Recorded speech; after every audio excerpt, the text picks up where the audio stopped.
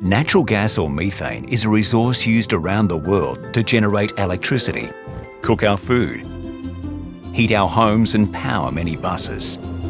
It's crucial to almost every aspect of our lives. Our project targets natural gas located within coal seams in regional Queensland. Coal seams were formed millions of years ago from decomposing plant, animal and swamp life. As the trees and plants died in areas containing ancient rivers and streams, it formed peat, which was buried and fossilised, settling in layers or seams. These layers of peat were transformed into coal due to natural increases in heat and pressure. Natural gas is a byproduct of this coal formation and is stored in one of two ways: deep underground in coal seams, where the gas is bound to the coal, or through conventional gas deposits, mainly found in sandstone layers. Before we can produce gas, we first invest in exploration phases that research where coal seams may be located and their ability to release gas. The first step is to build a general picture of the local geology of the land with a field study called a seismic review. Using small trucks that can easily access the survey area, this review can be used to gather a three-dimensional picture of the potential location of gas deposits.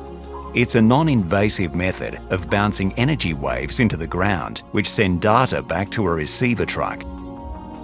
This data can be combined with core hole drilling, where samples of the earth are taken in order to get a better picture of the exact depth of the coal, as well as its gas content and quality. Using the same process that landholders use to drill a water bore, a pilot well may be drilled if the data indicates that an area may contain good quantities of gas. By drilling a pilot well, we can access the coal seams in order to start testing gas from the coal. Located deep underground, below shallow water aquifers, the coal seam formation is made up of around 98% solid coal, which contains natural fractures or cleats that leave only 2% empty space. This space is also occupied by water. Unlike conventional gas deposits in sandstone, where the gas fills up 30% of the empty space within the formation, in coal seams, the gas is contained in the solid part of the coal. Through chemical processes over time, the gas adheres to the coal and is held in place with pressure over millions of years. There must be geological containment from the layers of the rock above and below in order to trap the gas so it can't escape. If a number of pilot wells within a region show that it is a viable production area, then we finalise the location of production wells through careful consideration of the landscape and discussions with the landholder. Many factors and constraints are taken into account during this time, including environmental, ecological and landholder concerns, before an agreement is reached on the development of wells and gathering infrastructure.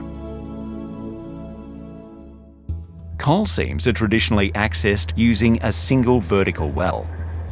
We start by drilling a surface hole through the most shallow layer of earth. As the drill head moves down, drilling fluid is pumped into the well hole. This is required to lubricate and cool the bit, remove cuttings, and most importantly, to provide pressure. The well pressure and the earth formation pressure must be at equilibrium in order to ensure that water from aquifers can't escape into the well, nor drilling fluid into aquifers. As we pass through an aquifer, we control the density of the drilling fluid to ensure the pressure remains balanced and the integrity of the well is maintained. As we drill deeper, we encounter different levels of pressure, so we need to isolate certain layers to continue to ensure total well integrity. To achieve this, a surface casing is initially inserted. Cement is then pushed through the casing using specialist plugs that allow the cement to flow out through an opening at the bottom before setting in place to provide a sealed wall of steel casing and cement sheath between the earth and the well hole. This isolates the surrounding environment, including any intersected aquifers. This process is repeated until we reach the layer above the coal seam, where the final casing is cemented in place. We then drill into the coal formation without the need for casing. Once sufficient water has been removed from the coal seam to reduce pressure, gas will begin to flow from the seam while the coal resources remain in place. Over time, the water rate will decrease as the pressure in the coal seam lowers. Various techniques have been developed to enhance the amounts of gas that are released from the coal. One option is fracture stimulation, where fracturing fluid is pumped into the well at high pressure in order to enhance naturally occurring fractures within the coal, as well as producing more. The fluid transports sand into narrow fractures, propping them open and allowing the gas to flow into the well more easily. The fluid is 98.5% water and sand, with a small amount of additives such as guar gum, borax and citric acid, which are found in everyday household products. Not all coal seams require fracture stimulation, and the most favoured position is that the coal seams flow gas efficiently without the need to add this process. Another option that minimises the environmental footprint of the production phase is to engage in deviated well production, where multiple wells stem from the one pad, in order to increase the overall production area within the coal seams. Both options are safe, highly regulated, low-impact methods of increasing productivity. With the well integrity secure, production can commence. As the water and gas reach the wellhead at the surface, they are separated. The gas, being lighter, rises to the top of the vessel, while the heavier water falls to the bottom. From the separator, the gas and water are independently pumped for separate processing via an underground network of pipes. The extracted water is treated to filter the salt content and alter the chemical balance, so it can be reused in a number of beneficial ways. The gas is transported to dehydration and compression facilities to make it completely dry before it is sent up our main gas transmission pipeline to be further processed for export on Curtis Island near Gladstone.